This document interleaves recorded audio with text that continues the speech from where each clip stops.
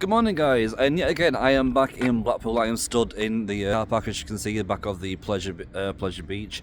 Today is the behind the scenes event that starts at 10 o'clock, where we've got the opportunity of seeing what goes on behind the scenes.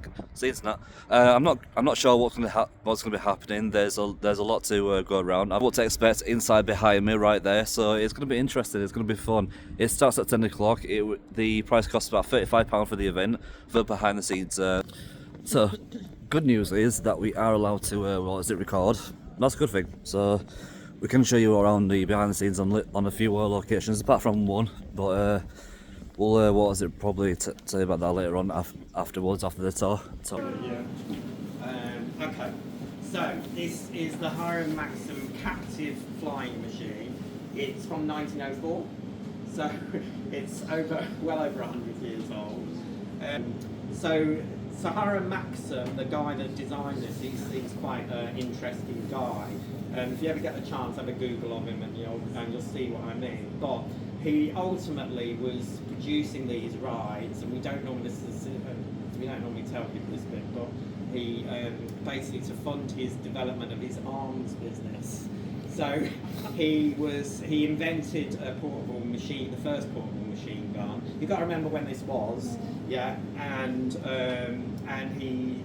as his business grew, he wanted these rides in order to pay for that, and he was also interested in flight as well. And so because this gives the feeling of flying, if you can imagine 120 years ago riding this, it would be like riding Icon today is. And so that was kind of why he tried to achieve that. The first one of these was at Earl's Court down in London. Earl's Court will come up again during these tours. But the first version he did was slightly more compact, and it was a bit different in the cars. You can find pictures of it online, but the cars were enclosed, whereas we had boats and then rockets on ours. They were enclosed with windows, and they were actually fish-shaped. Quite cool. But when he got to, because of the success of that one in London, he started looking at other sites, and he modified the design, and so that's when you get to kind of the design that we've got today.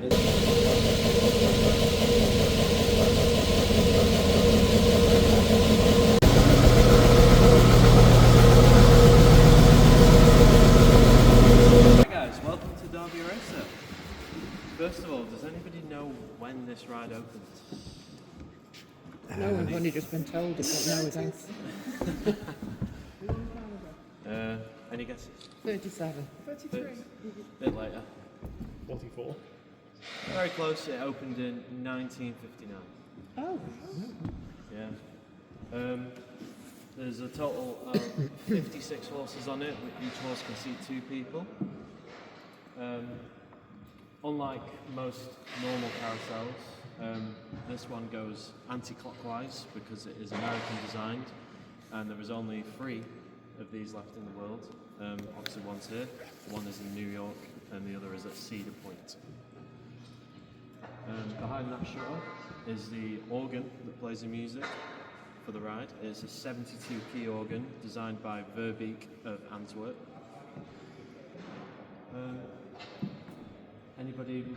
Has anybody actually been on this ride? Yeah.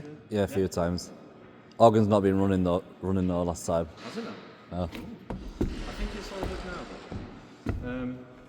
Can anybody guess how fast this ride goes from being on it? 28 miles an hour. You're very close. It's right in between. It's 25 miles an hour, and I'm sure you will think it feels a lot faster. It feels like you're about to fall off. Yeah. Sometimes. Right, so we're going to head into that little room over there, just have a little chat about some stuff in there before we head down and have a look underneath the ride. Alright, so if you want to follow me.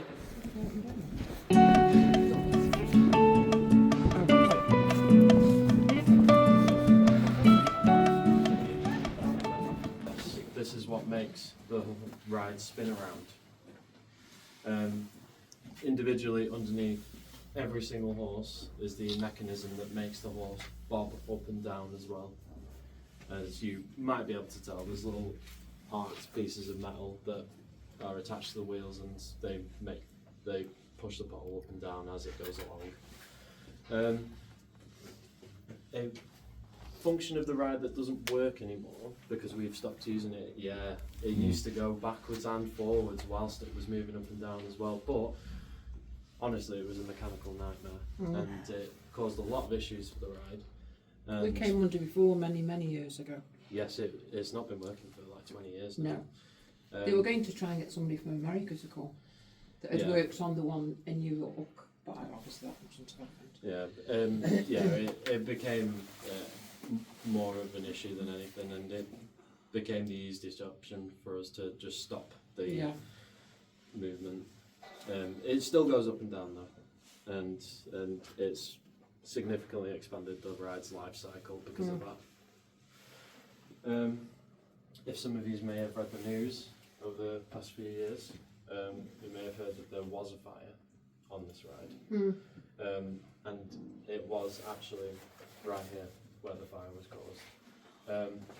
It wasn't a bad fire, and it was expertly managed by all the staff involved, and everything has been checked and made sure that nothing could possibly cause that fire again. We've got new risk assessments in place to make sure that hopefully it will never happen again.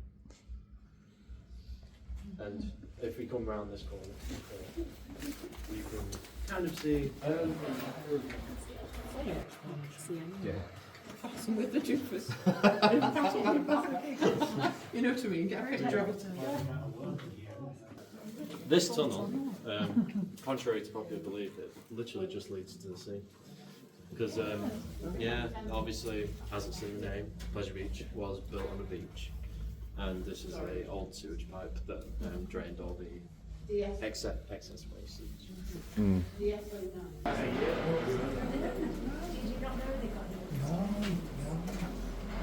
Of a day.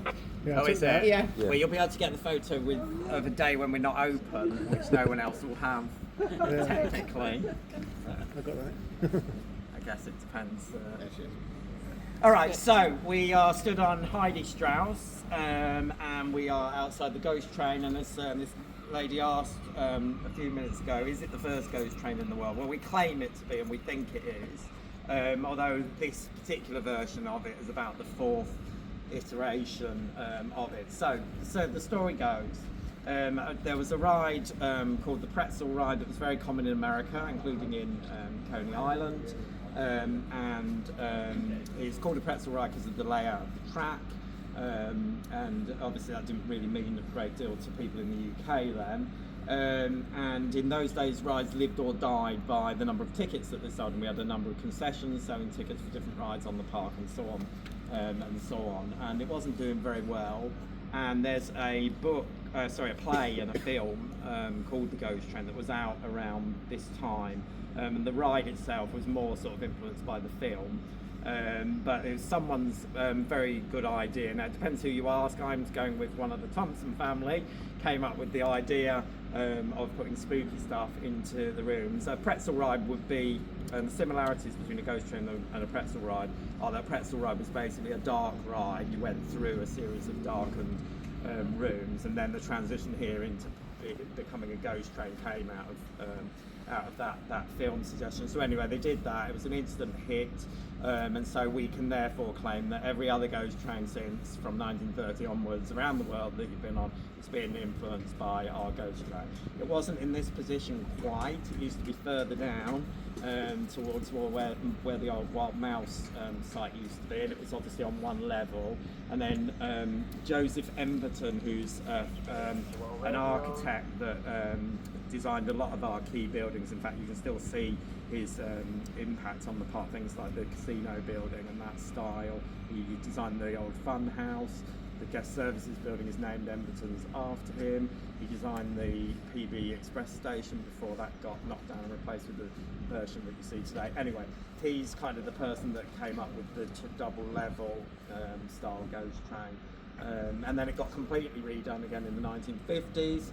And then the cool kind of thing about it is that we've just never really finished tinkering with it. So we've always been adding. In the 70s, we added the sort of famous skull on the roof. In the 1980s, when Ghostbusters came out, we added the Slimer figure, and things like the iconic the skeletons riding the bikes in there, because those kind of bits you can't really imagine the ride without. Although I've been in it for the last 2 Halloweens on a screen, and well, not that scary.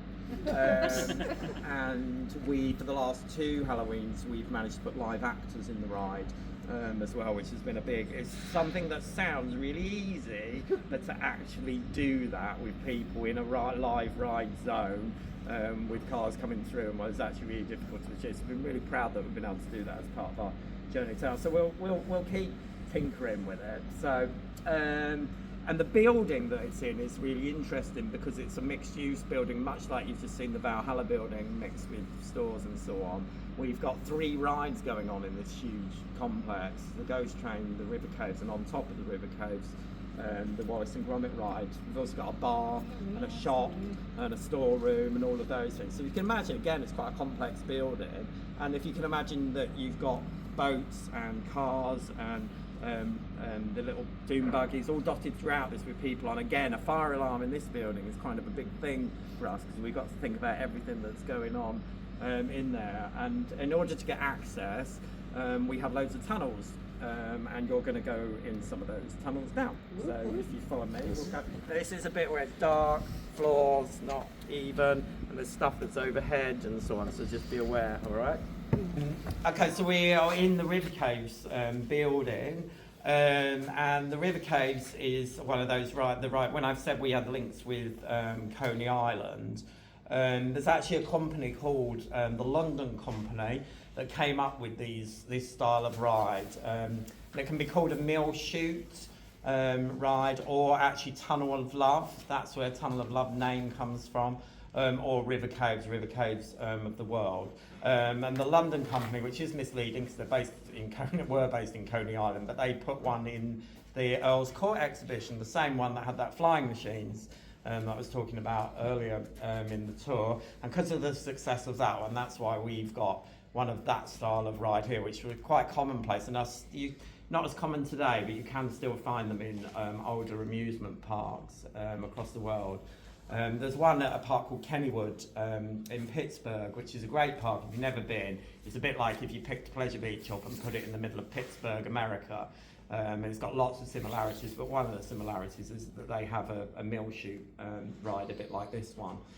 You can see it's obviously some of the Halloween stuff, but beyond this fence here, that sort of arched tunnel there, is actually the tunnel that the boats pass through on the River Caves, and when you're on the ride, it's an illusion and you think you're in a cave, but you're actually in a plastic tunnel going through, and that's, I guess, what amusement parks do.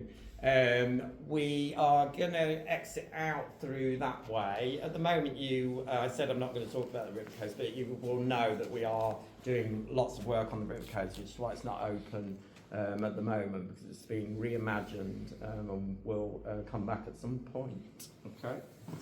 Oh, the Tunnel of Love sign, came from Coronation Street filming here, and it was put in for an episode of that, and then they liked it so much they left it, and so that's.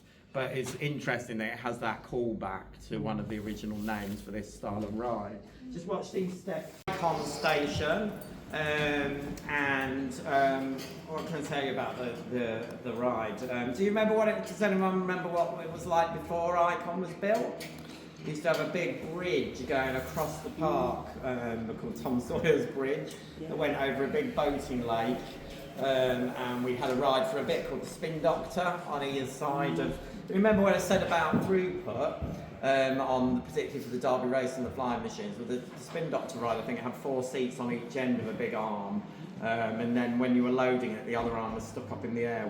That was the scariest part of the ride, I think. Yeah, I didn't like that. Out there, but it had a really slow throughput. So, and when we also knew that we wanted a launch coaster, probably a multi-launch coaster, you got to remember at the time it took about 5 years in total from starting planning to the ride opening, And what happens when you're doing this is you look at all your ride offering, you look at your portfolio, you're looking for gaps or things that you don't have or experiences that you don't offer. You're looking at what your competitors are doing, and you want to obviously offer something different. And then that narrows it down. So once we knew we wanted a launch coaster, that narrows it down to the number of potential manufacturers, because there aren't actually that many ride manufacturers in the world. And then there's a reduced number again who could actually build a launch coaster, and you go out to them with a proposal and ask them to come up with ideas, and what they do is produce a very, if you're a computery geek and you've ever played No Limits coaster, it's basically like that. They come up with a video looking at your site and the space you've said of what potentially they could do in that space.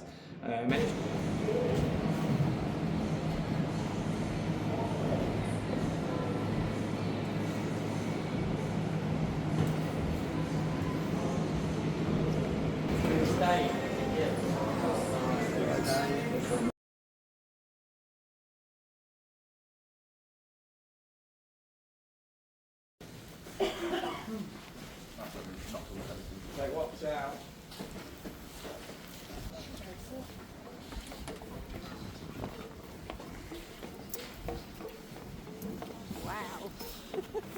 Wowzers.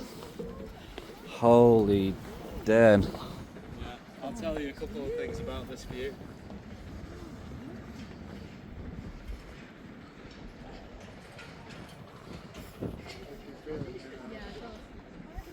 Oh, I can definitely feel that rocking. But like I said, it's part of the design of the ride. If it was too solid, the stops would really fit. So, let's see if everybody was paying attention in the presentation. What year did this ride open? Yes. 1979, 2 years after the steeplechase, which steeplechase opening developed a very good relationship between our developers. Don't know, stay. Not this ride. We're looking into some other. There are only 2 kinds of this ride left in the world. So, back in the car park again, as I'm just exiting the Blackpool Pleasure Beach of behind the scenes.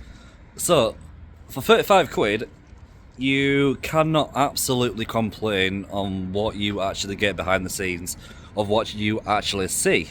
Seeing that, for the price you actually pay for, there is absolutely a lot to see behind the scenes. The work, the effort, the production, the maintenance that they put behind it. It was absolutely incredible and amazing. Something that you're not going to really see very, very often at all. The verdict: is the behind the scenes worth it? I say definitely yes. For the amount of stuff that you get for 35 quid, the behind the scenes tours, about 5-6 different locations that you get to see behind closed doors. That's something that you don't really see when it's open up in the public. It is absolutely amazing. And when you come to the end of it, where you get some some postcards, some mechanic stuff and bearings, and a wheel rim, it's just unbelievable.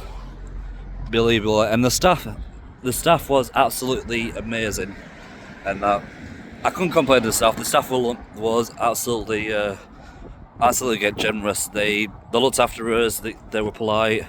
They gave us a full information, full tour of what goes on in different sections between Icon, Flight Machine, not Valhalla, unfortunately. I was hoping for that one, and the Derby Racer and the and Revolution, I may say to it. But yeah, it's definitely a 10 out of 10 on that one. I can rate it with what you get for 35 quid. It's unbelievable. I do hope they do continue with it. It's an amazing event to go to. But for now, guys, I'm gonna cut it short. See you in the next video. I don't know how this vlog is based to turn out to be, but thank you very much for Andy, the main leader of the behind the scenes tours, and a big shout out to his staff and team and that. You guys have definitely been amazing and all sorts. But without further ado, I'll see you in the next video. It's bye bye for now.